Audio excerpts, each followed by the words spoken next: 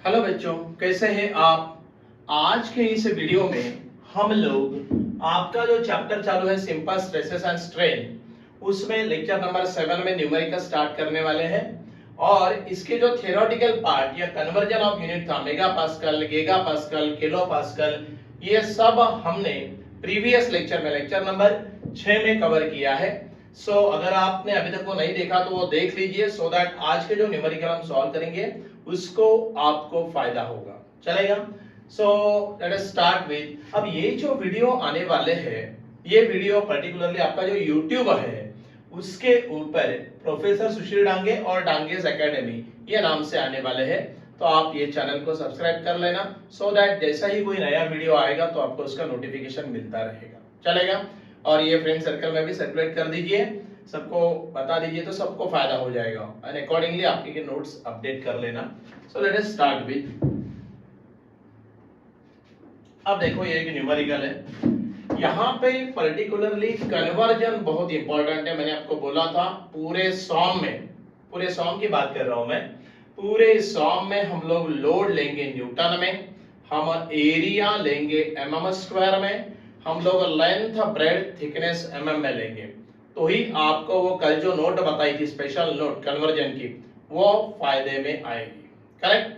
पहले given data लिखना। कभी भी कोई भी प्रॉब्लम अगर आपको न्यूमेरिकल दिया जाता है तो सबसे पहले आप गिवन डाटा लिख देना, और गिवन डाटा लिखने के बाद फिर प्रॉब्लम को शुरू करना। सो लेट अस स्टार्ट विद, अब देखो ये जो प्रॉब्लम है क्या दिया है।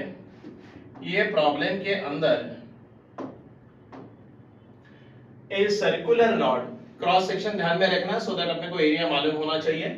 A circular rod of steel 12 mm in diameter, मतलब यहाँ पे आपको डायमीटर दिया है 12 mm in diameter. So given data लिखना शुरू कर दीजिए। अब देखो गिवन, और यहाँ पे पहले दिया डायमीटर दिया 12 mm, सो हम लिखेंगे D is equal to 12 mm। अब वो mm में है तो हमको कोई प्रॉब्लम नहीं है। हाँ, mm में नहीं रहता तो हमको प्रॉब्लम रहता, बट वो mm में दिया 12 mm in diameter is tested in testing machine.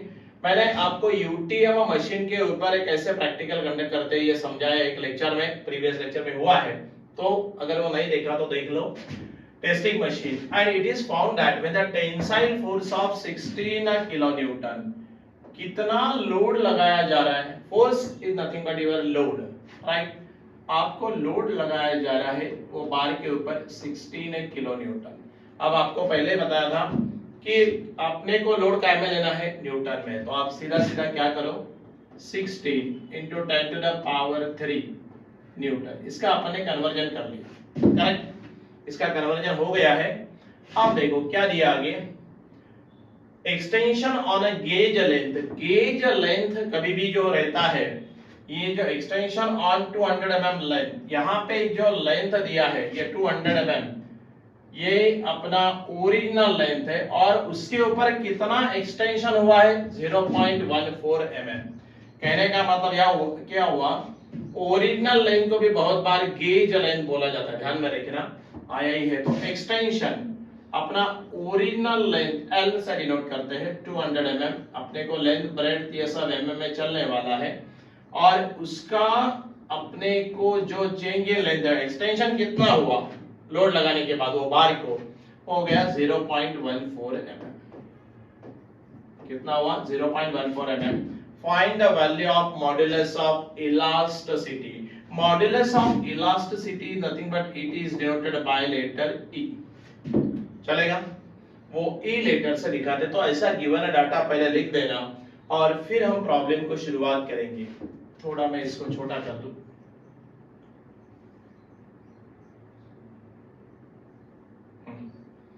ठीक है, चलेगा। अब देखो यहाँ पे आपको ही निकालना है, डेल्टा एल, एल पी और डी दिया है। अब आपको डायरेक्टली मालूम है, एज वी नो, एक फॉर्मूला आपको मालूम है, delta L is equal to P L upon A, right.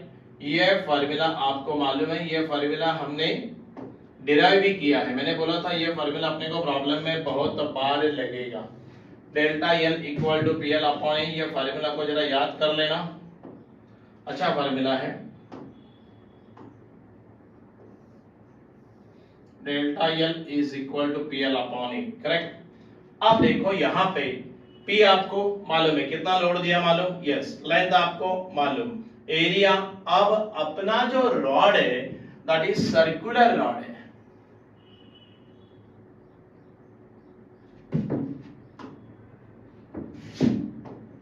अपना जो रॉड है वो कौन सा रॉड है, सर्कुलर रॉड है।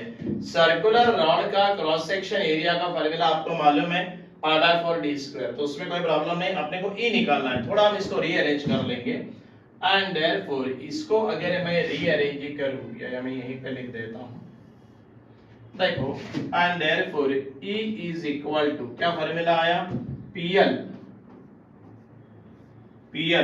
Divided by A into delta L। PL ऊपर ही रह गया, हमने E को इधर लिया, डेल्टा L को, क्योंकि आपको निकालना है E, यंग्स मॉड्यूलस। अब जरा ध्यान दो, हम वैल्यूज को पुट करेंगे। E इज इक्वल टू, आपको लोड कितना दिया है, 16 into 10 to the power 3। Original length कितनी दी है आपको यहाँ पे जो लेंथ प्रोवाइडेड है वो लेंथ है L 200 mm, मतलब वो रॉड की लेंथ 200 mm थी, जिसको अपन ने यूटीएम मशीन के ऊपर लोड किया, करेक्ट। एरिया का फार्मूला है पाई बाय 4 डी स्क्वायर, और डी अपने को दिया है 12 mm, और डेल्टा एल कितना चेंज इन लेंथ आया है 0.14 mm। यूनिट का अगर आप वर्कआउट भी करके देखेंगे तो एक यूनिट बिंदास लिख देना। अगर आपने लोड को न्यूटन में लिया है, डायमीटर को mm में लिया है, change in length mm, original length mm लिया, तो सीधा यूनिट आपका आएगा न्यूटन पर mm स्क्वायर। अगर आप चेक करना ही चाहते तो मैं करके दिखा देता हूं, ऐसा कोई प्रॉब्लम नहीं है, और इसको आप ऑपरेट कर लेना। सो E इज इक्वल टू, वैसे आपको परमिट है कैलसी, आपको प्रैक्टिस होगी कैलसी की, तो ये 4 ऊपर चले जाएगा, 16 4 the 64 into 10 raise to 3 into 200। ज्यादा सिंप्लीफाई करते बैठना नहीं, डायरेक्ट कैलसी को बोल देना, पाई 12 का स्क्वायर 144 इंटू 0.14, और डायरेक्टली आपको आंसर मिलेगा, राइट। मैं आपको आंसर डायरेक्ट बताता हूं, लेकिन आप कैलसी पे चेक कर लेना। एक बात ध्यान में रखना, जब आप कैलसी ऑपरेट करेंगे तो नीचे एक से ज्यादा टर्म है तो 100% नीचे क्या लगा देना, ब्रैकेट लगा देना, नहीं तो वो टर्म ऊपर जाके मल्टीप्लाई होती है एक टर्म, राइट। अब यहाँ पे हमने ऑपरेट तो कर लेंगे, आंसर आएगा। मैं थोड़ा यूनिट चेक करके दिखाऊं। आपका जो लोड है, लोड काय में लिया है हमने, मैं यूनिट चेक कर रहा हूं, लोड काय में लिया, न्यूटन में। वैसे आप बिंदास लिख सकते हैं इसका यूनिट न्यूटन पर mm स्क्वायर, बट कैसे आया वो समझा रहा हूं, क्योंकि E का वैल्यू जो आता है, E का वैल्यू आता है 2.02 का कैसे पे ऑपरेट कर लेना, into 10 to the power 5 into 10 to the power 5 newton पर mm स्क्वायर। यूनिट याद से लिखना, ये इसका फुल एंड फाइनल आंसर है, बिंदास लिख दो। बट अगर आपको यूनिट चेक करना है कि सर ये कैसे आया, वैसे आपको एक का यूनिट बताया था, न्यूटन पर mm स्क्वायर है, फिर भी अब देखो लोड न्यूटन में है, हमने जो आपका लेंथ लिया है वो काय में है, mm में लिया है, एरिया काय में है, mm स्क्वायर में है, और चेंज इन लेंथ काय में है, mm में है। सबके मैंने यूनिट लिख दिया, P के, L के, A के और डेल्टा L के। अब जरा ध्यान देंगे तो mm गेट कैंसिल, क्या बचा, न्यूटन पर mm स्क्वायर, राइट। ये पेपर में करके दिखाने की जरूरत नहीं है, बट आपको समझाया है कि इसको ऐसे करते हैं, चलेगा।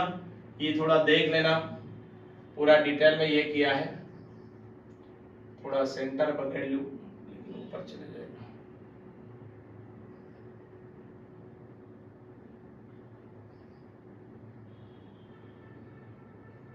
ठीक है, दिख रहा है मेरे ख्याल से, ये थोड़ा नीचे जाए, अपनी लाइन गए वे भी नहीं इसकी, हाँ ठीक है, राइट। यही इसका आंसर है, सिंपल है, बट आपको मैंने पहले ही बोला आप यूनिट करेक्ट कन्वर्जन कर लेना तो प्रॉब्लम नहीं आएगा।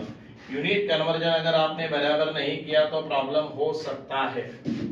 और एक प्रॉब्लम लेके देखते हैं, अलग अलग प्रॉब्लम लेके देखेंगे तो आपको अंदाज आएगा, राइट। क्योंकि ये जो सब्जेक्ट है सॉम या मॉस, ये मैक्सिमम ये जो इसके ऊपर न्यूमेरिकल्स आते हैं, थ्योरी बहुत कम आती है, तो अकॉर्डिंगली आपको न्यूमेरिकल्स को प्रिपेयर करना पड़ेगा। चलेगा, प्रोसीड टू नेक्स्ट प्रॉब्लम। अब देखो यहां पे ये भी जो प्रॉब्लम है,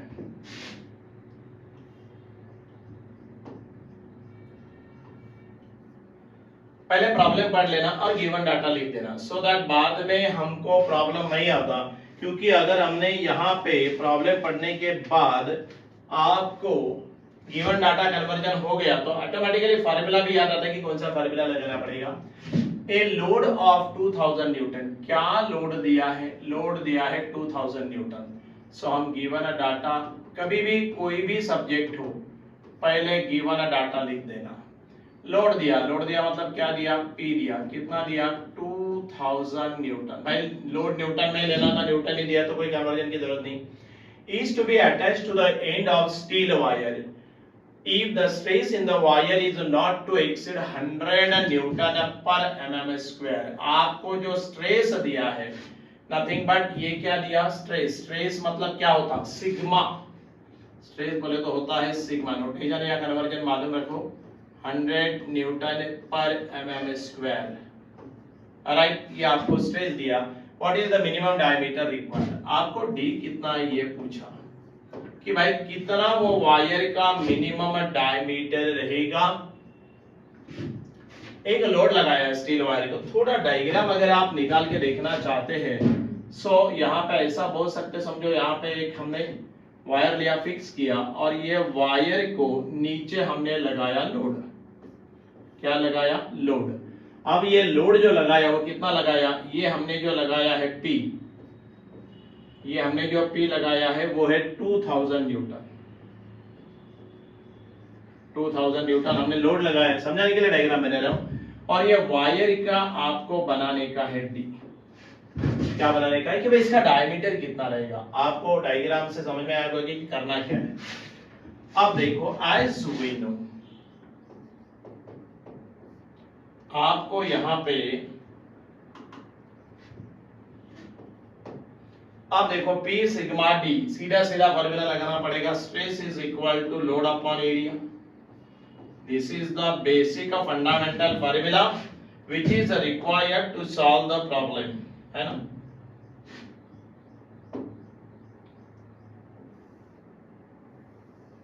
ये वाला फॉर्मूला हमने लगाया प्रॉब्लम को सॉल्व करने के लिए।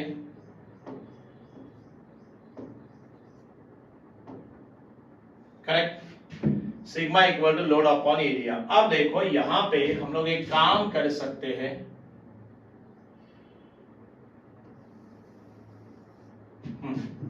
Sigma is equal to load, but area का फॉर्मूला क्या है, क्योंकि हमको निकालना डायमीटर। और कैसे दिया है, a load of 2000 newton attached to steel wire, और उसने डायमीटर पूछा, मतलब वायर सर्कुलर इन शेप है। सो आपको सर्कुलर का क्रॉस सेक्शन का एरिया का फॉर्मूला मालूम, π/4 d स्क्वायर। आप ये 4 को ऊपर भेज दो, तो sigma is nothing but 4p divided by pi d square. हमको डायमीटर चाहिए, so d square is equal to 4p divided by, sigma को नीचे ले लेता हूं, पाई इंटू सिग्मा। हमने थोड़ा रीअरेंज करके रखा है।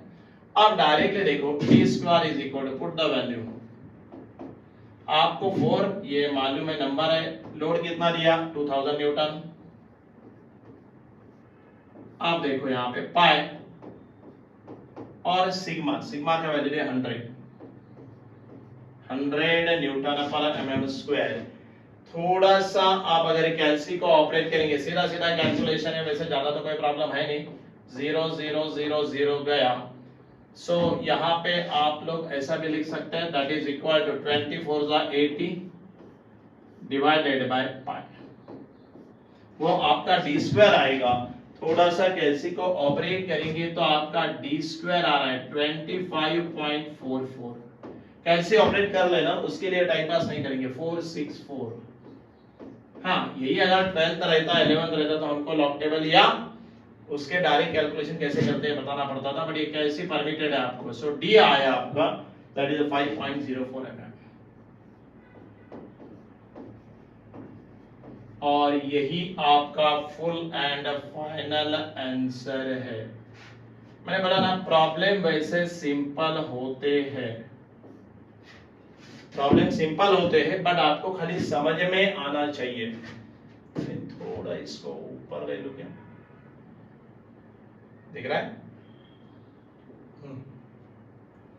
करेक्ट। सो ये वाला जो प्रॉब्लम था इसको ऐसे आप कर सकते हैं। पेपर में डायग्राम निकालने की जरूरत नहीं है, पेपर में आपको मैंने खाली समझाने के लिए डायग्राम बनाई है, बट आपको डायग्राम निकालने की पेपर में जरूरत नहीं। चलेगा?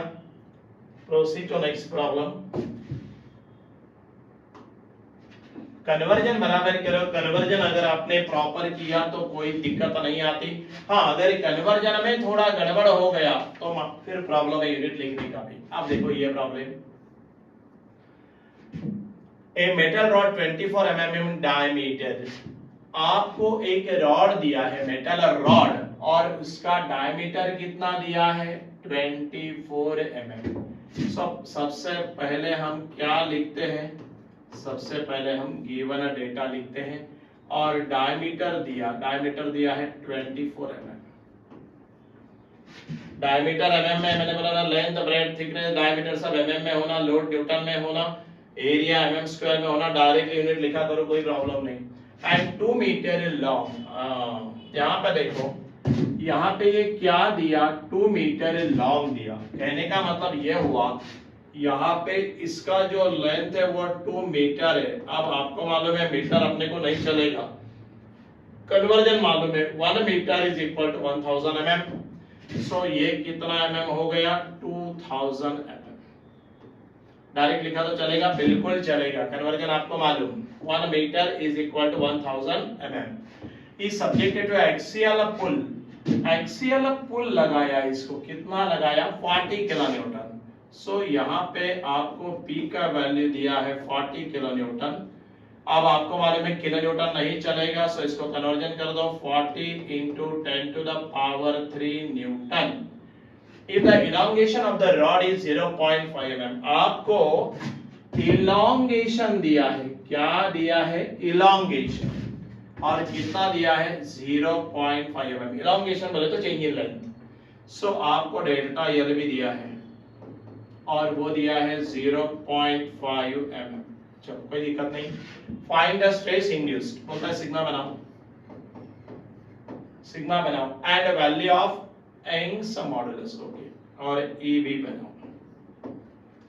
सिर्फ पहले चेक कर लेना कि भाई डाटा अपने पास पूरा है क्या, नहीं है तो पहले कुछ और निकालना पड़ेगा क्या, फिर अपने को वैल्यू आएगी क्या। आप देखो E nothing but Young's modulus, आपको बोला था मॉडुलस ऑफ इलास्टिसिटी और Young's modulus one and the same, nothing but it is the ratio of stress divided by strain. Hooke's law से हमने उसको डिराइव किया था, याद होगा तो।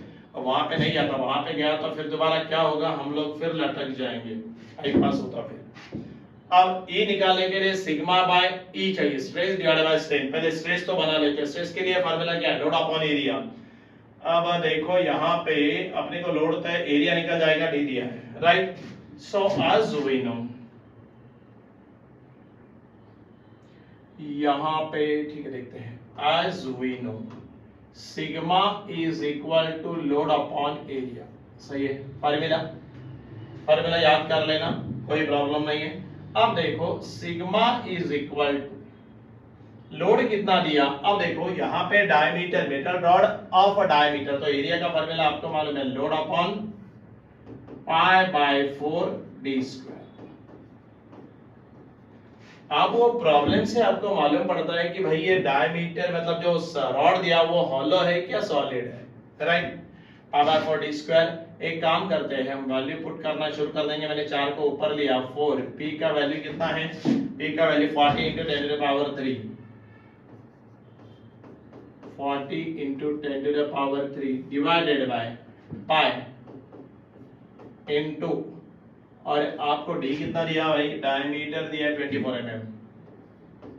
इसको आप डायरेक्ट ऑपरेट कर लेना, आपको सिग्मा मिलेगा। करेक्ट, टाइम पास करना नहीं, डायरेक्ट कैसे पे पुट कर दीजिए, डायरेक्ट कैसे आंसर देता है, बट आपको कैसे ऑपरेट भी करना आना चाहिए। दो टर्म है तो मेरे ख्याल से यहाँ पे आपने एक ब्रैकेट डालना चाहिए, मतलब ये जरूरी है, यहाँ पे एक ऐसा ब्रैकेट होना जरूरी है। तो यहाँ से हमको सिग्मा का वैल्यू मिला 88.419 और सीधा सीधा यूनिट लिख दो न्यूटन पर mm स्क्वायर, कोई दिक्कत नहीं है। राइट, ये आपका पहला आंसर आया सिग्मा का। करेक्ट, अब थोड़ा आगे चलेंगे।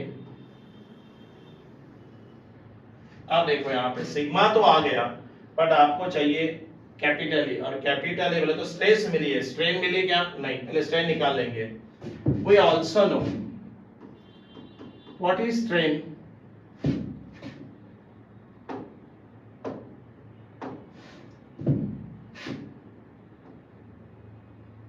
We also know, see, strain is denoted by letter छोटा ई, and it is the ratio of change in length divided by original length। याद होगा आपको formula, it is the ratio of change in length divided by original length।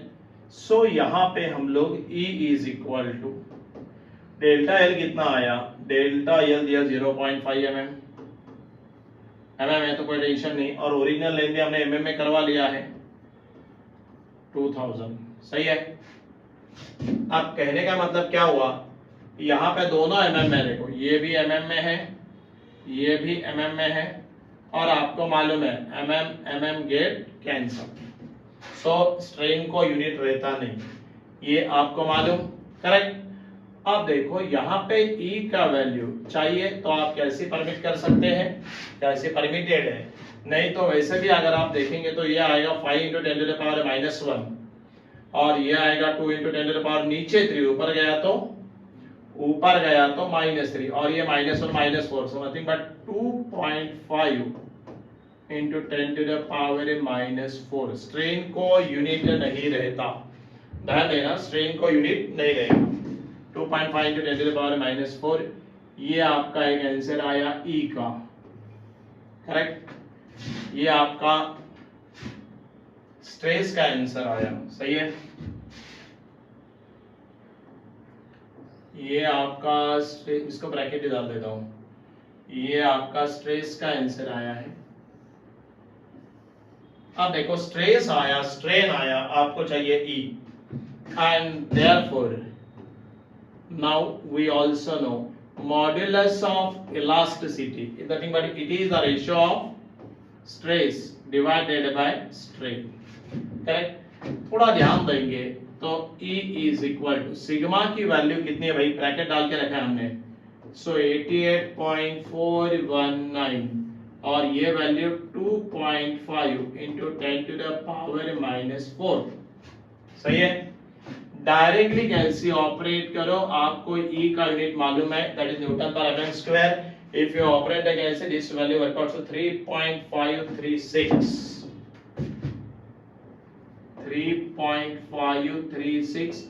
10⁻5 newton पर mm square. आप इसको mega pascal भी बोल सकते हैं।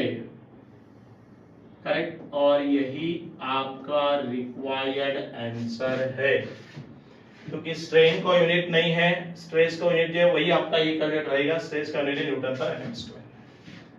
सी problem as such very simple रहते हैं, खाली आपको कन्वर्जन करना आना चाहिए, नहीं तो प्रॉब्लम आ सकता है।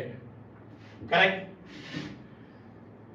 सो let us take another example. ये भी एग्जांपल बहुत अच्छा था, let us take another example. अब देखो यहाँ पे ये प्रॉब्लम पेपर में भी आया है, अच्छा प्रॉब्लम है, थोड़ा घुमा फिरा के डाटा दिया है, लेकिन हमको आराम से आएगा वो। देखो ये थोड़ा छोटा कर दो आपको, हाँ ऊपर का लाइन नहीं दिख रहा होगा वहां पे, तो अभी दिखेगा। करेक्ट, दिख रहा है क्या, ठीक है, अब तो दिखेगा ही दिखेगा यार। A strain gauge is located at C, मतलब एक सी पॉइंट है, पेपर में डायग्राम गिवन है, ध्यान में रखना। सो यहाँ पे ये सी पॉइंट दिया है, a strain gauge is located on the surface of the bone A B, ये मेरा बोन ए बी है और इसको यहाँ पे क्या लगाया, at point C strain gauge लगाया, right, okay. A B indicated that the average normal stress in the bone is, आपको प्रॉब्लम में एवरेज नॉर्मल स्ट्रेस दिया है, क्या दिया, नॉर्मल स्ट्रेस दिया इन द बोन, कितना दिया, 3.80 मेगापास्कल।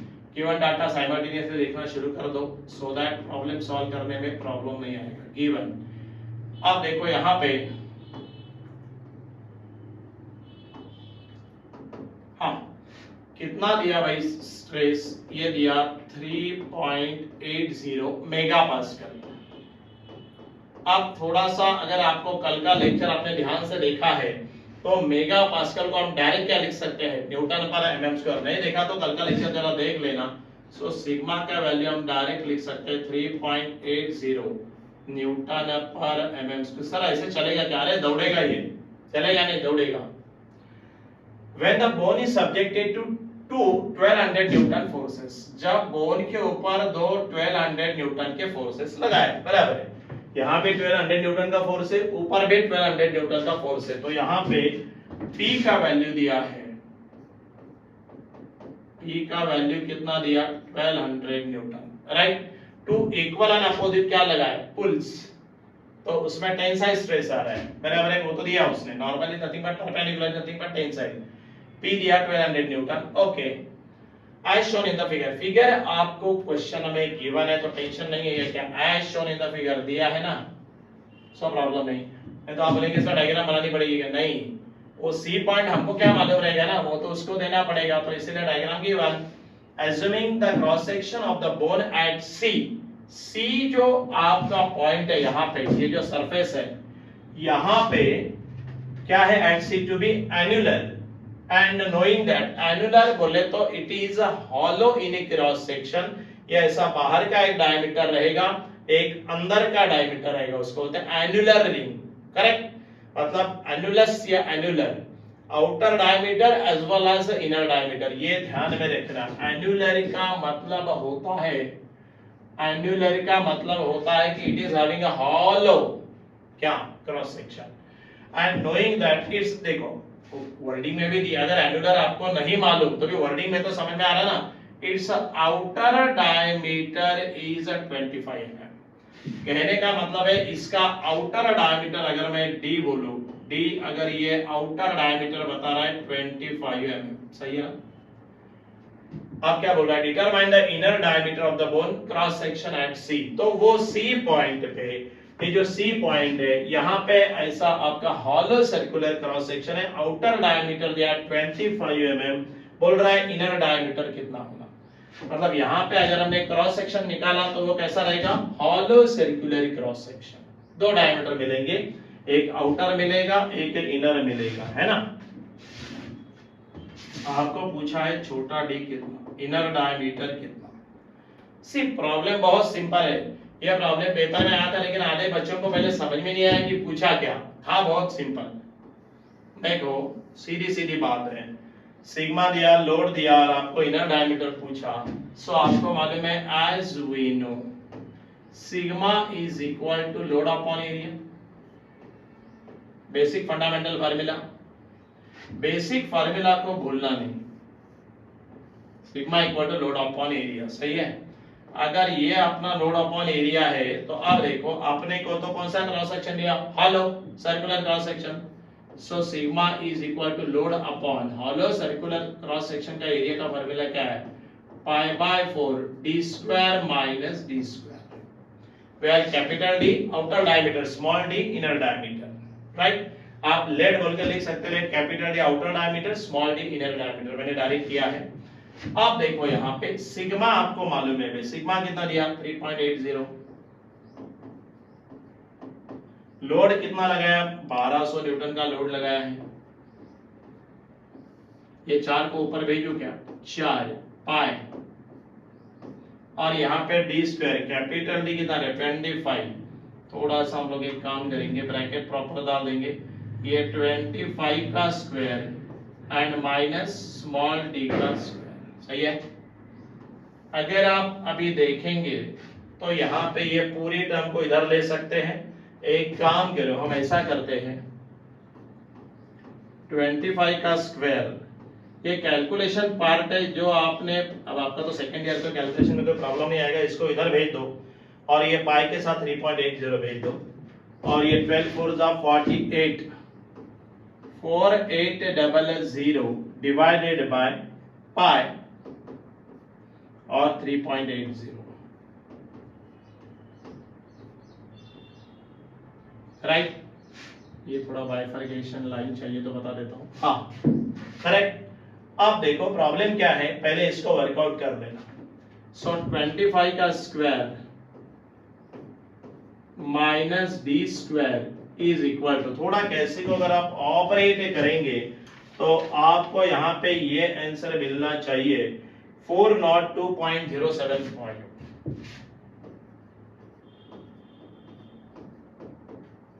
अब ये डी स्क्वायर को उधर भेजो, इसको इधर ले लो, 25 का square 625 minus 402.075 is equal to D square. सही है ना, कैलकुलेशन पार्ट समझ में आ रहा है। और अभी सीधा सीधा आपको यहाँ पे मैं डायरेक्टली डी बताता हूँ, that is your internal diameter 14.93 mm, 14.93 mm।